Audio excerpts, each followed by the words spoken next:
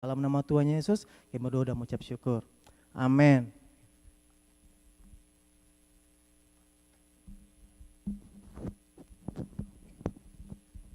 Amin, puji Tuhan.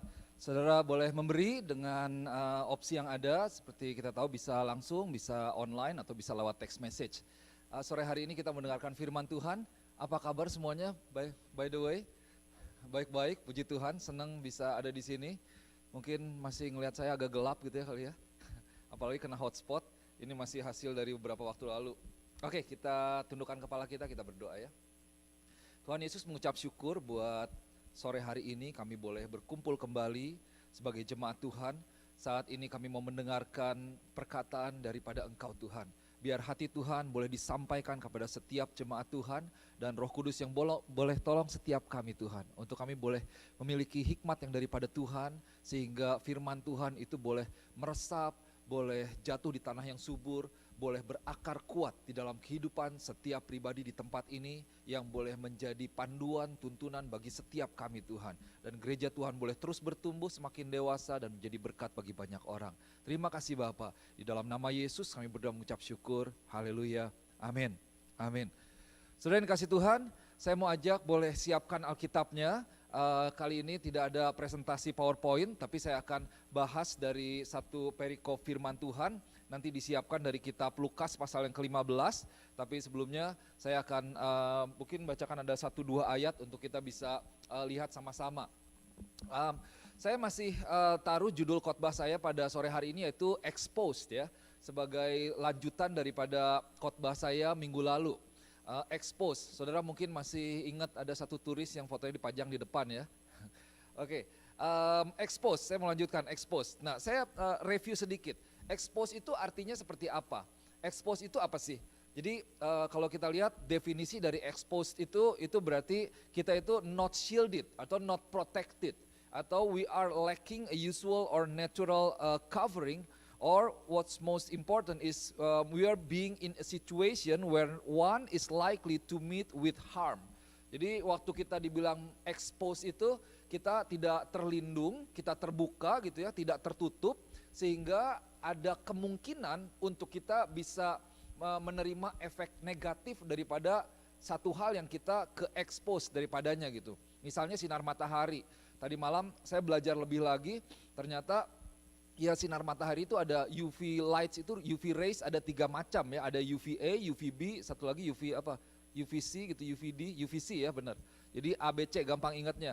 Nah, kalau kita tidak melindungi diri kita dari sinar matahari ini bisa menyebabkan salah satunya yang paling bahaya yaitu kanker kulit gitu. Dan ternyata menarik, saya belajar kalau ternyata kulit kita ini gelap ini, saya pikir kan kayak telur gitu ya, kalau ditaruh di panci itu ternyata ya tambah lama dipanasin jadi gelap gitu. Ternyata enggak, ternyata itu adalah sistem otomatis dari tubuh kita yang disebutkan dengan melanin untuk menyerap dan akhirnya melindungi kita sehingga kulit kita jadi gelap gitu. Wah, Tuhan itu ajaib ya. Jadi dalam secara alami kita sudah punya atau diberikan yang namanya proteksi atau perlindungan. Ketika kita terekspos bahkan dengan sinar matahari, itu bisa menjaga kita. Meskipun itu pun hanya sampai pada titik tertentu sehingga kita tetap membutuhkan yang namanya sunblock. Tetap dibutuhkan sunblock untuk menghindari kita terkena daripada UV rays yang berbahaya buat kehidupan kita. Nah, oke, yang perlu kita sadari bahwa setiap hari kita ini memang ke-expose gitu. Kita ke-expose dengan hal-hal yang bisa membahayakan kehidupan kita. Itu tidak bisa diberhentikan, tidak bisa dihindari karena begitu kita keluar rumah ada yang namanya elemen alami. Misalnya ya ada hujan, ada snow, itu ada salju, atau ada angin, atau ada tadi sinar matahari tadi di mana kita itu yang dinamakan ke-expose gitu. Kecuali ya memang kita keluar dengan pakai payung gitu ya, pakai jaket tangan panjang, pakai sarung tangan sehingga kulit kita terlindung sama sekali. Itu adalah bagian daripada perlindungan. Tapi kalau dibilang exposed berarti memang kita ini terkena istilahnya. Kita ada di dalam sebuah lingkungan di mana kita bisa mengalami efek negatif daripada hal-hal yang kita ke-expose itu sendiri. Mungkin kalau di tempat kerjaan atau di PCP itu ditanya, are you exposed to hazardous material di tempat kerjaan? Apakah ketemu dengan bahan-bahan kimia enggak, menghirup atau enggak, atau kena kulit atau enggak? Nah itu namanya expose ya. Oke. Nah pada intinya kita ke expose. Minggu lalu saya kasih contoh beberapa hal bahwa terutama dengan anak-anak kita yang ke-expose dengan banyak hal nih, dengan ide-ide, dengan nilai-nilai, dengan prinsip-prinsip, dengan pengajaran-pengajaran yang membahayakan kehidupan mereka. Untuk itu saya percaya kita selain ke-expose dengan dunia ini atau apa yang iblis coba lakukan untuk membahayakan diri kita terlebih penting untuk juga ter-expose terhadap firman Tuhan.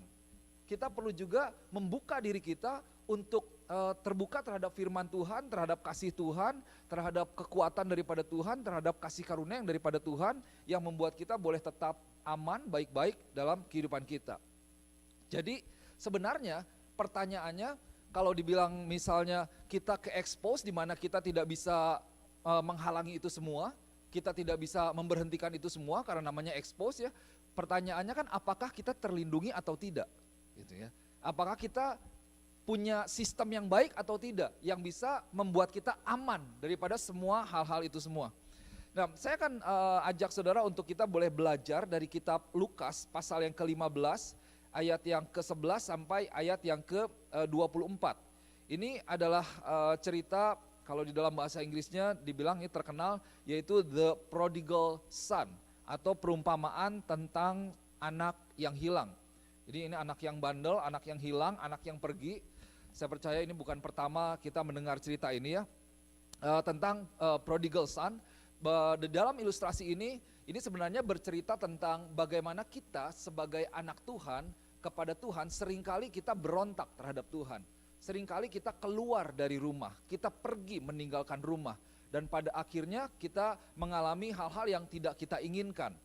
Nah, saya mau ajak kita baca dan sambil baca, sambil saya akan sampaikan firman Tuhan, saya akan terangkan firman Tuhan ya. Kita mulai dari ayat yang ke-11. Nah, firman Tuhan katakan seperti ini. Yesus berkata lagi, ada seorang mempunyai 2 anak laki-laki. Oke, ada seorang mempunyai 2 anak laki-laki. Kata yang bungsu kepada ayahnya, Bapa, berikanlah kepadaku bagian harta milik kita yang menjadi hakku. Lalu ayahnya membagi-bagikan harta kekayaan itu di antara mereka. Oke, jadi ini ada anak yang memang dia minta harta kepada bapaknya. Saudara, di dalam budaya Yahudi, anak sulung itu menerima sekitar 2/3 bagian dari harta yang dimiliki oleh orang tuanya. Sementara anak yang bungsu itu menerima 1/3 bagian daripada harta itu sendiri. Itu bisa dilihat di kitab Ulangan pasal yang ke-21. Dan seperti umumnya kita tahu warisan itu diterima atau diberikan ketika orang tua sudah meninggal ya, sudah pergi baru dapat warisan. Jadi kalau ternyata sebenarnya bisa diterima lebih awal kalau diberikan. Misalnya oke, nah ini papa udah 1-2 nih nafas nih. Ya udah nih dikasih deh tanda tangan semua diberesin gitu ya.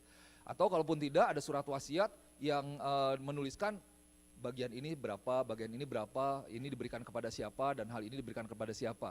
Kalau diberikan itu boleh, tetapi kalau diminta, nah ini yang menjadi salah. Nah si anak ini, dia meminta lebih awal warisan daripada bapaknya. Dia minta lebih awal warisan kekayaan daripada bapaknya. Wah terlebih, I think bukan hanya di budaya timur ya, di mungkin seluruh bagian dunia ini kalau minta lebih awal itu seperti kita mendoakan untuk cepat mati gitu istilahnya.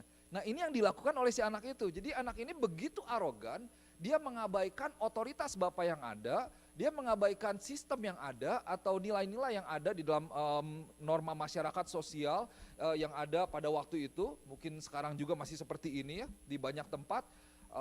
Jadi dia melanggar, dia meminta dengan berani. Oke bapak, minta bagian saya dong. Saya mau pergi nih, mau jalan-jalan.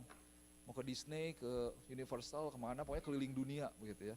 Oke, kita lanjut ke ayat yang ke-13. Setelah dia minta, lalu ayahnya membagi-bagikannya. Nah ini dia.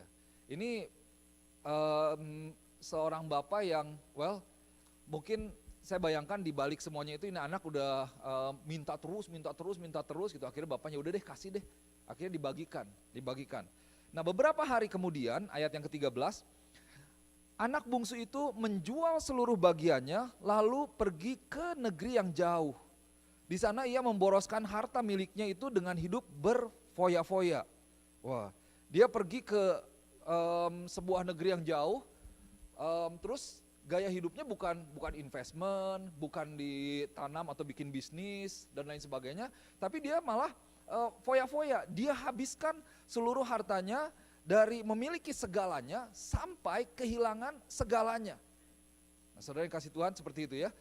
Setelah dihabiskannya, ayat yang ke-14, setelah dihabiskannya semuanya, timbullah bencana kelaparan di dalam negeri itu dan ia pun mulai melarat. Wah, ya kita tahu ya, uang mau seberapa banyak pun kalau dihabiskan ya habis. Gitu. Mau berapapun bisa dihabiskan sehari ya bisa juga habis dalam sehari. Terlebih lagi pada waktu itu kemudian negaranya melarat, kemiskinan melanda negeri itu dan ia pun mulai melarat. Wah ini udah kayaknya ya memang namanya anak-anak. Dia anak-anak yang tidak punya perencanaan, yang tidak tahu apa-apa, yang taunya hanya minta kemudian menghabiskan tanpa pikir panjang. Pokoknya selama masih ada uang, selama masih ada yang dikantongin, pokoknya habis saja. Belanja mungkin, foya-foya, main dan lain sebagainya. Nah kemudian di ayat yang ke-15 dan ke-16 kita lanjutkan ya. Lalu ia pergi dan bekerja pada seorang majikan di negeri itu. Orang itu menyuruhnya ke ladang untuk menjaga babinya. Nah saudara perlu tahu bahwa babi itu adalah binatang yang memang tidak bersih ya. Karena memang makanannya dari tempatnya, dia kan senangnya berkubang ya, atau di lumpur begitu. Itu adalah babi. Sehingga sebenarnya kalau kita lihat babi itu tidak boleh dipersembahkan. Ya, pada waktu itu yang dipersembahkan domba. Domba pun harus bersih, nggak boleh ada yang bercacat gitu. Karena babi ya binatang yang istilahnya kotor, nggak boleh dibawa ke rumah Tuhan. Tidak ada cerita di Alkitab mempersembahkan babi gitu. Tapi persembahkan domba ya, domba yang bagus begitu. Nah, orang Yahudi mereka nggak mau ngurus babi. Karena mereka tahu itu adalah binatang yang kotor. Jadi ya kita bisa lihat ya dulu juga ada yang namanya pengkastaan, istilahnya seperti itu ya. Yang kotor-kotor pokoknya kerjaan istilahnya dikasih orang yang oke, upahan aja deh, bayaran. Mereka nggak mau mengurus babi karena itu dianggap pekerjaan yang rendah. Nah apalagi kemudian kalau kita lihat di ayat yang berikutnya 15 dan 16, si orang ini dia bekerja pada seorang majikan di negeri itu, menyuruhnya ke ladang untuk menjaga babi. Ayat 16 dibilang begini, lalu ia ingin mengisi perutnya dengan ampas yang menjadi makanan babi.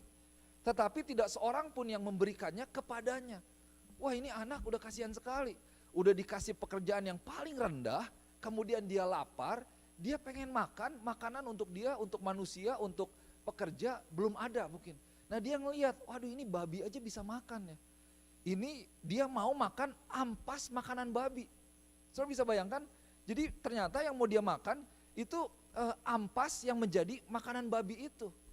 Wah kayaknya udah makanan babi aja udah gimana, ini ampasnya lagi.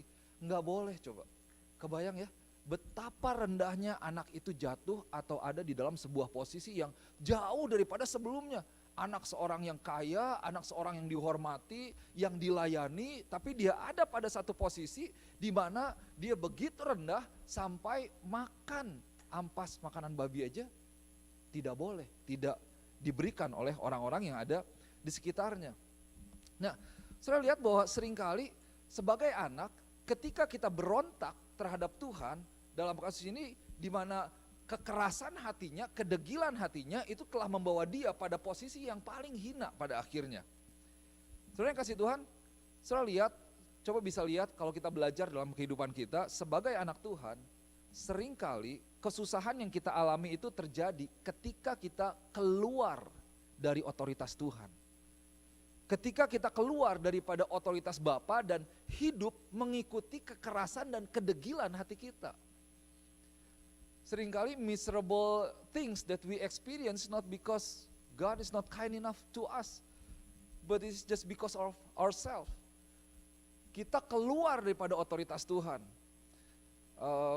Otoritas itu digambarkan seperti payung.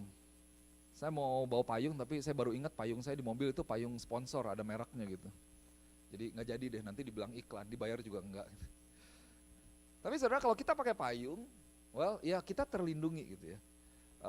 Kemarin waktu di Universal, saya tuh sebelumnya beli ponco juga karena kan mau hujan ya katanya. Tapi saya beli yang darurat aja yang dari Walmart yang cuma 99 sen. Mau dipakai sekali, wah terlindungin sih, basah. Tapi begitu mau dibukanya aja itu udah jadi kayak dough gitu, sobek-sobek lah, gampang sekali sobek gitu. Akhirnya berikutnya karena hujan, jadi humid mungkin udah gitu hujan, seringkali hujan. Jadi selain panas hujan juga, exposed to the rain. Akhirnya mau nggak mau deh beli jas hujan. Ya beli jas hujan, nah itu melindungi kita. Jadi payung itu adalah seperti otoritas. Ilustrasi otoritas yang melindungi kita daripada hujan misalnya. Atau serangan yang iblis coba buat, yang iblis coba taruh, lemparkan, berikan kepada kehidupan kita.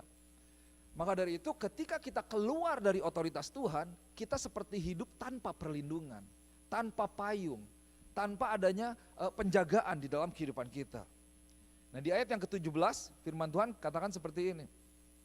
Lalu ia menyadari keadaannya.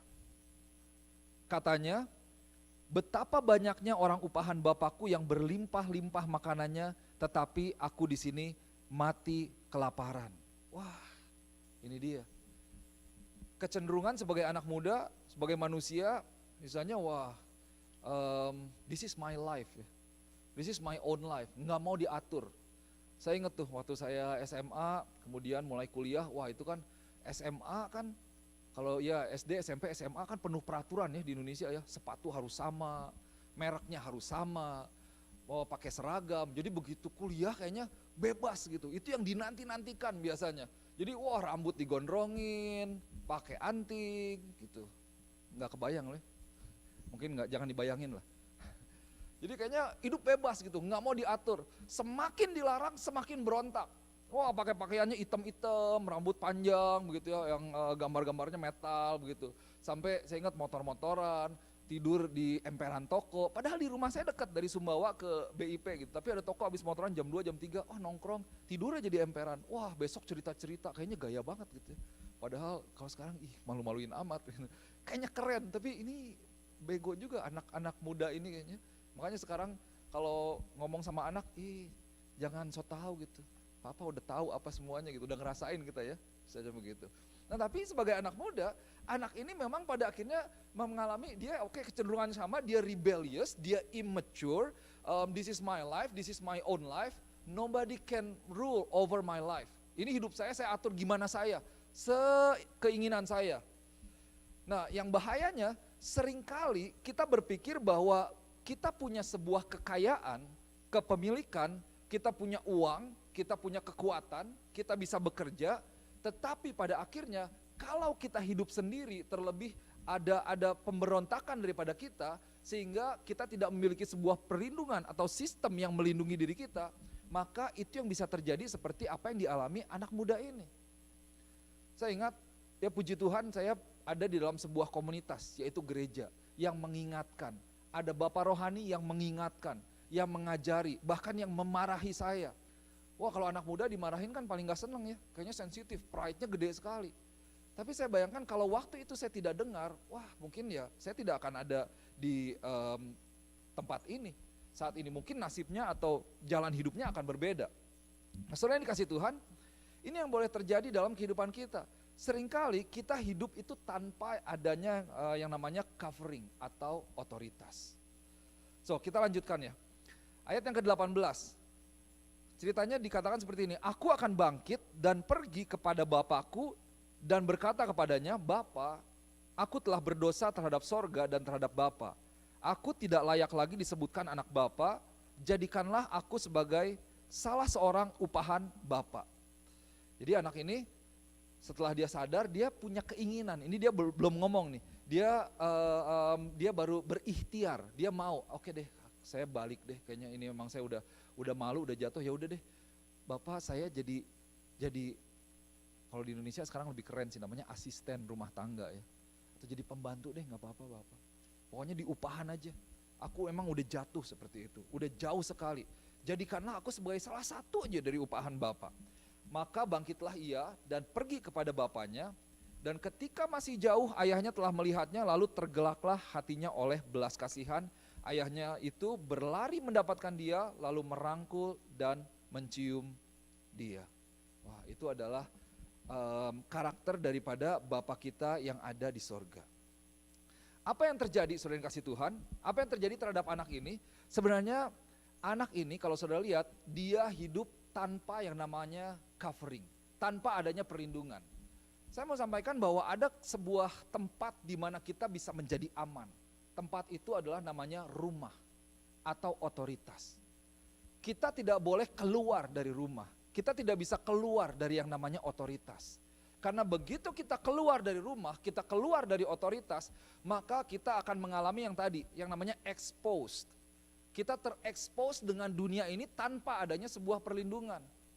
Saudara lihat apa yang dialami oleh anak itu, dia pergi, dia memiliki bekal yang banyak. Kita pikir seringkali bahwa ini dikasih warisan loh.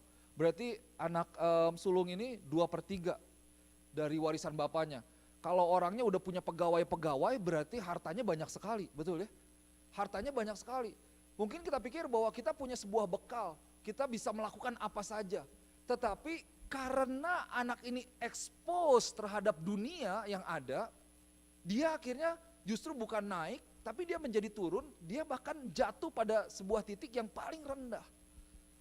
Saudara, saya mau katakan begini, kita perlu hati-hati ketika kita perlu sadari betul bahwa kalau kita keluar daripada otoritas, kita jauh daripada rumah Tuhan, tidak terhubung dengan tubuh Kristus, tidak berada di bawah otoritas spiritual, otoritas rohani, maka engkau akan terekspos dengan hal-hal yang tanpa sadar itu bisa membawa engkau jauh dari Tuhan dan akan jatuh sampai pada titik yang terendah. Kenapa?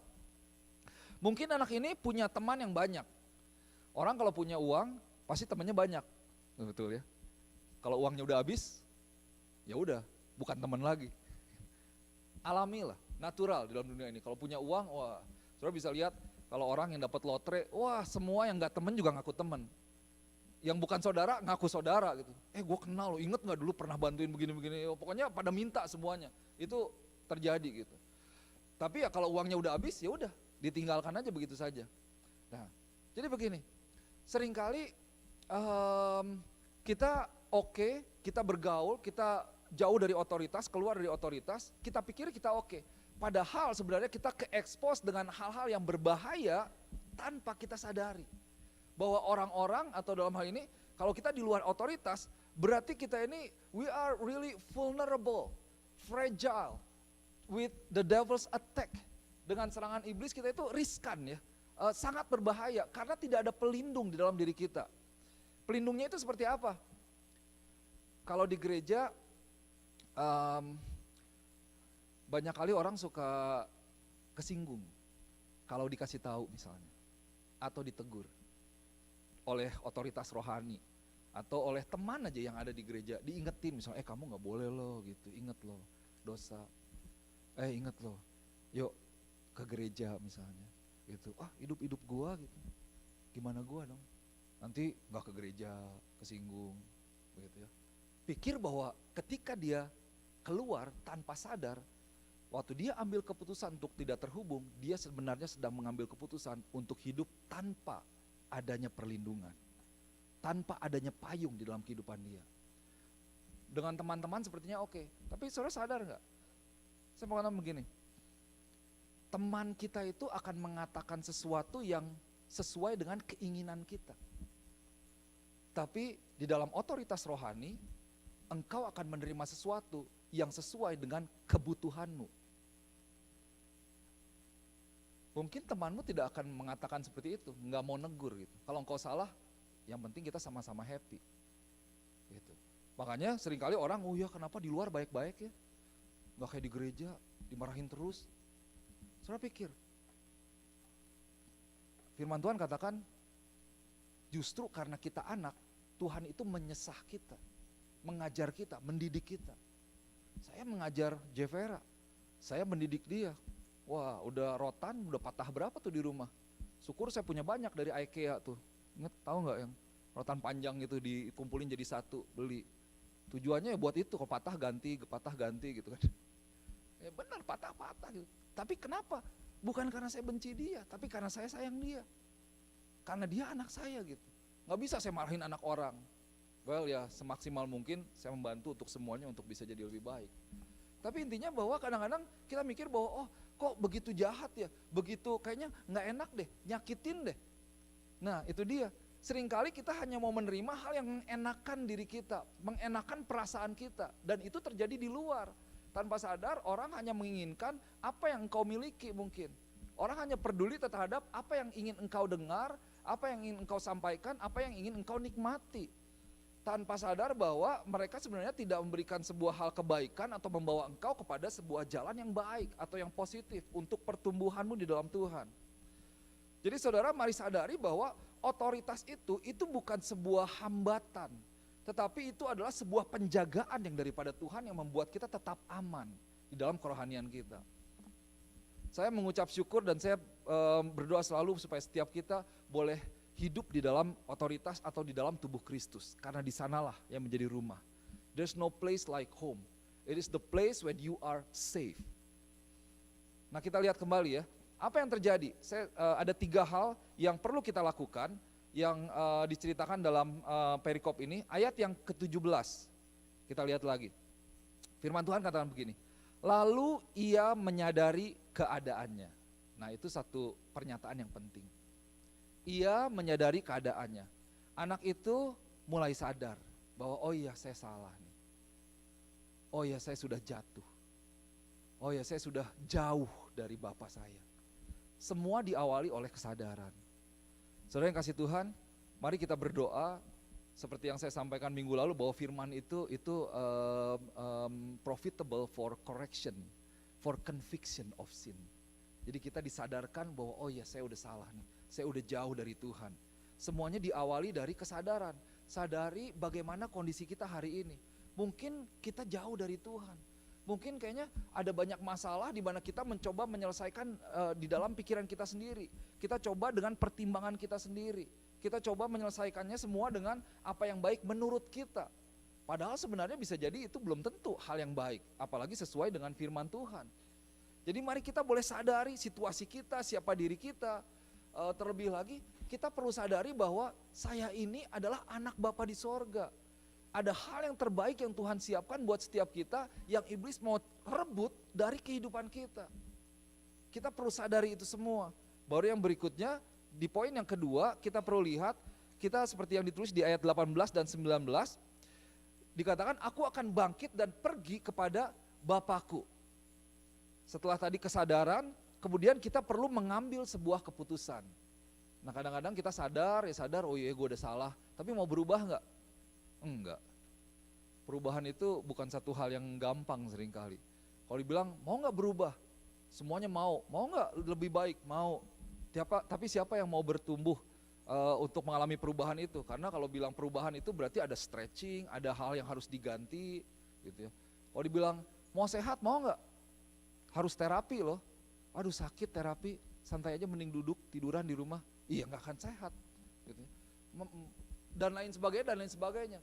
Jadi kita perlu sadar, kemudian kita perlu ambil keputusan, kita perlu memiliki yang namanya sebuah kerendahan hati untuk menyadari kalau misalnya kita sudah jauh dari Tuhan dan ambil keputusan untuk kita kembali kepada Tuhan.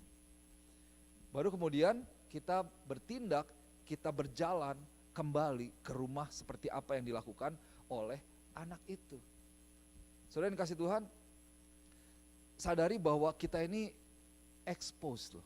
Minggu lalu pada intinya saya mau sampaikan bahwa kita exposed to the false teachings. Kita ini exposed terhadap pengajaran yang palsu, terhadap ide-ide, nilai-nilai, prinsip-prinsip yang salah yang iblis miliki yang coba injeksikan kepada pikiran kita, kepada hati kita, kepada hidup kita. Sehingga kita jauh dari Tuhan. Tapi jangan salah bahwa sebenarnya dalam kehidupan kita sehari-hari, di luar otoritas kita juga expose terhadap hal-hal yang bisa membahayakan diri kita dengan kita hidup tanpa adanya sebuah perlindungan di dalam hidup kita. Kalau saudara sudah tidak mau dinasehati misalnya ya, wah itu tempat yang paling bahaya. Em, saya menyadari bahwa ada satu hal yang penting yang kita perlu miliki, yaitu yang namanya accountability. Bahasa Indonesianya apa ya? Akuntabilitas. Akuntabilitas itu berarti saya membuka diri saya untuk diketahui. Mau nggak diketahui? Atau disimpan begitu saja? Kalau ditanya gimana, baik, baik, oke. Kalau udah tambah dalam, oh kita main aja yuk. Dialihkan gitu. Accountability itu waktu ditanya, jawab, tanya iya nih. Gimana, baik-baik nggak? Kalau kita punya sesuatu, ceritakan. Nah kalau kita tidak punya accountability, maka hidup kita itu akan kita putuskan sendiri gitu. Saya punya accountability terhadap pemimpin-pemimpin rohani, terhadap Pastor Z, terhadap bapak-bapak rohani yang saya miliki dalam kehidupan saya. Ketika mereka tanya dengan spesifik, wah saya perlu cerita. Kenapa? Bukan untuk mereka. Nggak ada untungnya buat mereka sebenarnya. Tapi untuk diri saya sendiri. Bahwa seringkali kadang-kadang kita tidak sadar bahwa saya sudah salah jalan misalnya, salah mengambil keputusan. Justru dengan adanya accountability, saya menjadi aman. Saya menjadi baik, saya menjadi secure di dalam kehidupan saya. So, saudara yang kasih Tuhan, saya mau ingatkan kembali, ada bahaya-bahaya yang kita miliki di sekeliling kehidupan kita. Selain pengajaran yang palsu, juga ada hal-hal yang bisa membawa kita jauh daripada Tuhan, yaitu ketika kita hidup di luar yang namanya otoritas, atau tidak terhubung dengan tubuh Kristus. Pikiranmu akan menjadi bahaya. Tindakanmu mungkin, pertimbanganmu itu akan sesuai dengan apa yang kau anggap baik dan buruk, sesuai dengan perasaanmu sendiri. Tapi waktu kita terhubung, wah kita ngobrol, kita tanya, kita diskusi, itu yang akan mengarahkan kehidupan kita sehingga boleh ada hal-hal yang baik. Seringkali kita pikir bahwa oh ya kita oke lah, nggak ke gereja oke kok, saya kan sudah dewasa begitu ya. Well, nah ini dia, ini yang terjadi pada anak ini. Dia pikir bahwa apa yang saya lakukan itu semuanya benar. Ini hak saya, ini bagian saya. Saya melakukan apa yang baik menurut saya. Dan keputusan dia yaitu foya-foya, habisin semuanya. Tanpa sadar dia mengalami penurunan, dan ketika dia sudah jatuh di bawah dia baru sadar. Puji Tuhan ada sebuah kesadaran.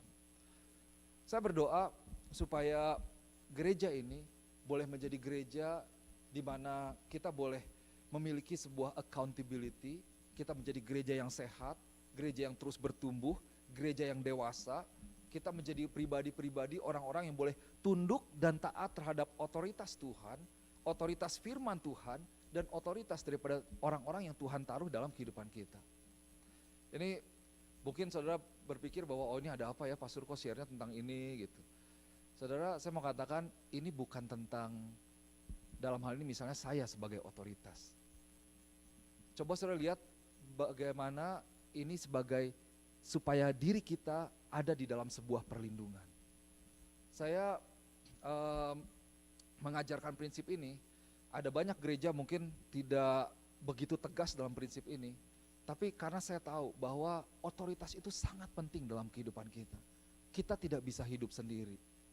Kita tidak bisa hidup di luar otoritas. Karena tanpa perlindungan, payung otoritas, kita akan menjadi pribadi yang vulnerable. Pikiran kita, hati kita terhadap serangan yang daripada iblis. So, since we are exposed, again the question is, are you protected? We need to protect ourselves from anything that can harm our spiritual being by the words of God. Meditating, reading, applying, obeying the words of God. And then the second point, which is today, we need to protect ourselves by being inside the house, by being attached to the body of Christ. Never leave the body of Christ. Never go out of authority, because that will keep you safe in your life. Ada amin? Amin. Mari kita berdoa. Oh Jesus. Bapa, hamba-Mu berdoa sore hari ini Tuhan, Engkau yang boleh tolong setiap kami. Buka mata rohani kami, biar kami boleh memiliki mata rohani yang jernih Tuhan. Sehingga kami boleh melihat, kami bisa melihat mana yang baik, mana yang berkenan, mana yang sempurna di hadapan Tuhan. Bawa kami untuk kami boleh melihat, berikan kami discernment spirit of God. supaya kami bisa melihat apa yang sedang iblis kerjakan, dan kami boleh mengambil tindakan yang sesuai untuk kami boleh terus terhubung dengan Engkau Tuhan. Terhubung dengan firman Tuhan, dan terus berada di dalam sebuah payung otoritas yang daripada Tuhan, di mana di dalamnya kami boleh tetap ada dalam kondisi yang baik, tetap sehat, dan tetap terus bertumbuh, dan tetap menjadi berkat.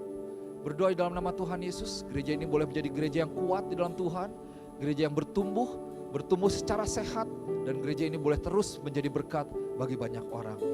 Dimeteraikan firman Tuhan pada sore hari ini Bapa. Hamba-Mu selesai berbicara, Roh Kudus yang boleh menerangkan lebih lagi di dalam kehidupan kami sehari-hari, di dalam kehidupan pelayanan kami juga sehari-hari Tuhan. Kami boleh terus menjadi pribadi-pribadi yang memiliki accountability, dan kami boleh hidup di bawah otoritas, dan kami juga boleh menjadi bapa, memayungi orang-orang yang kami sayangi dengan otoritas yang daripada Tuhan. Terima kasih Tuhan. Di dalam nama Tuhan Yesus kami berdoa dan mengucap syukur. Haleluya. Amin. Amin. Mari kita bangkit berdiri sebelum kita tutup. Kita nyanyikan sama-sama.